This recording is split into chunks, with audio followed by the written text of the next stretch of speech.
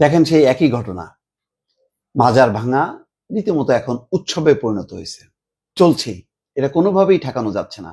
গত 1 বছরে 100টার উপরে মাজার ভাঙা হয়েছে। এর মধ্যে দেখেছেন সেই গোয়ালন্দের নির্মম ঘটনা, সেখানে এক পাগলা নুরালকে তার লাশ তুলে নিয়ে পোড়ানোর ঘটনা।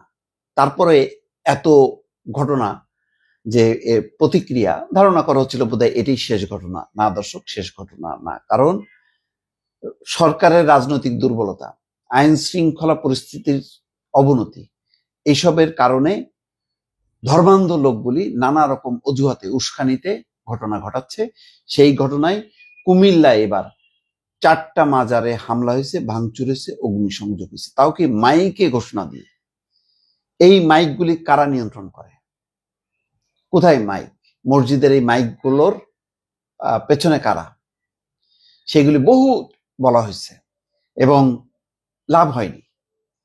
এখন হচ্ছে এটা আমাদেরকে নিয়তি হিসেবে মেনে নিতে হবে যে বিভিন্ন জায়গায় মব জাস্টিস হবে, তারপরে মব সন্ত্রাস হবে, এটা আমাদেরকে আর কিছুই যেন করা নেই। কুমিল্লার হোমনায় সামাজিক যোগাযোগ মাধ্যমে মহানবী হযরত মুহাম্মদকে নিয়ে কটূক্তিমূলক একটি পোস্ট করাকে কেন্দ্র করে 4টি মাজারে হামলা এবং ভাঙচুরের ঘটনা ঘটেছে। এর মধ্যে একটি মাজার আঙিনায় থাকা 3টি বসতঘর ভাঙচুর শেষে অগ্নিসংযোগ করা হয়েছে। আগুন আছেই, ভাঙচুর আছেই। বৃহস্পতিবার সকাল 10টা থেকে 11টার মধ্যে উপজেলার আসাদপুর ইউনিয়নের আসাদপুর গ্রামে পৃথক 4টি মাজারে এসব হামলার ঘটনা ঘটে। পরে সেনাবাহিনী এবং পুলিশের সদস্যরা ঘটনাস্থলে গিয়ে পরিস্থিতি নিয়ন্ত্রণে আনেন। ঘটনার পর থেকে ওই এলাকায় অতিরিক্ত পুলিশ সদস্য মোতায়েন করা হয়েছে। আতঙ্ক বিরাজ করছে মাজারের ভক্তদের মধ্যে। এই যে হামলা হচ্ছে, মাজারে করা হচ্ছে, এতে কি মাজারে যারা ভক্ত, যারা মাজার পছন্দ করে, তারা কি মানে নিবৃত্ত হচ্ছে, বিরত হচ্ছে না, কিন্তু কি হচ্ছে, ধর্মের মধ্যে বিভাজন করতেছে, উগ্রতা তৈরি করা হচ্ছে। এবং প্রতিটা দেখবেন যে যখনই নাকি এই মাজার ভাঙা হচ্ছে তখন একটা ইস্যু তৈরি করা হয়, সামাজিক যোগাযোগ মাধ্যমে একজন পোস্ট দিয়ে দিচ্ছে, এটা হয়তো একটা বট আইডি, তার কোনো মানে হদিশ থাকে না। তারপরে এটাকে অছিলা করে খুব সুপরিকল্পিতভাবে এই ঘটনাগুলো ঘটানো হয়, মানুষকে উত্তেজিত করে।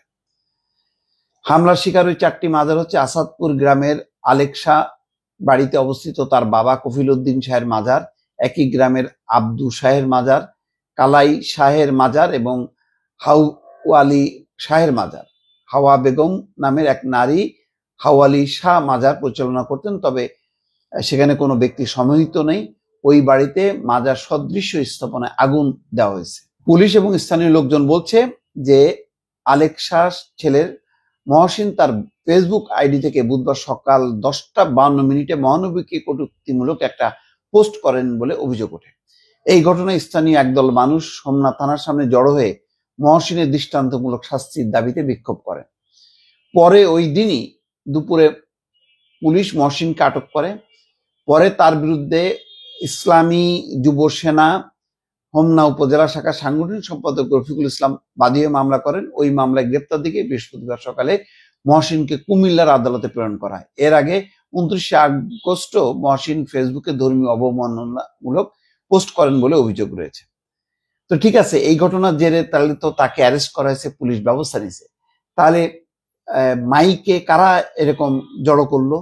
জড়ো করে মহসিনদের বাড়িতে হামলা চালানো হলো। তার প্রথমে কফিল উদ্দিন শাহের মাজার ভাঙচুর করা হয়েছে। এক পর্যায়ে মহসিনদের 3টি বসত ঘরে ভাঙচুর করে আগুন লাগিয়ে দেন বিক্ষুব্ধ লোকজন।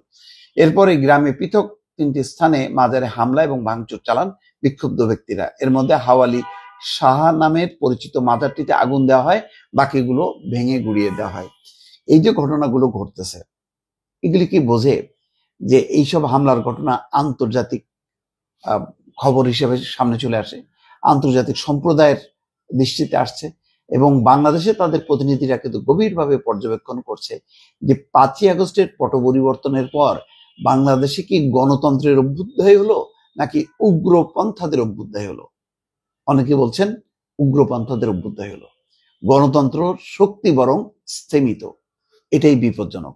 বাংলাদেশের জন্য সামনে বড় বিপদ আসতেছে এই সমস্ত কর্মকাণ্ডের কারণে, যেটা রাজনৈতিক দলগুলো প্রোটেকশন দিচ্ছে না বা অনুধাবন করছে না, অথবা এদের মধ্যে কেউ কেউ আছে এই রাজনৈতিক শক্তির মধ্যে, তারা এগুলি ইন্ধন দিয়ে বাংলাদেশের রাষ্ট্রের যে চরিত্র, সেই চরিত্রটা হয়তো পাল্টে দিতে চাচ্ছে। দর্শক।